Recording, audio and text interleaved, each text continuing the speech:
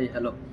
তো যারা নতুন প্রিপারেশন ফেজে আসছো বা পুরনো যারা আছো, এরকম অনেকেই আছে যারা ওই সেসব ইনস্টিটিউটের পেছনে এখনও ছোটে।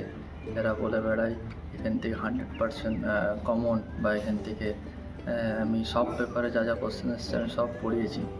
তো শোনো, আমি একটা কথা বলি। জীবনের না ৩টে জিনিস কেউ কখনো গ্যারেন্টি দিতে পারে না।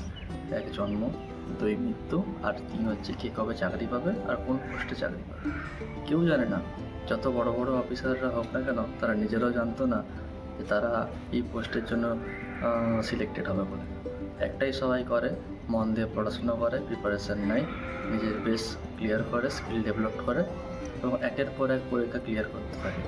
তখন আর কোনো বাধা আসে না যে কে কোনটা পাবে। তখন তার পছন্দ মতো যেটা হয় সে সেটাই সিলেক্ট করে। আমি নিজেও জানতাম না আমি ডিফেন্স লাইনে এইখানে সিলেক্টেড হবো বলে, কিন্তু পড়াশুনো করেছি, যেটা পেয়েছি সেটাই। এই একটা ব্যাপার। এসব পুরো 100% কমনের পেছনে ভাবো না, নিজের বেস ক্লিয়ার করো বন্ধু।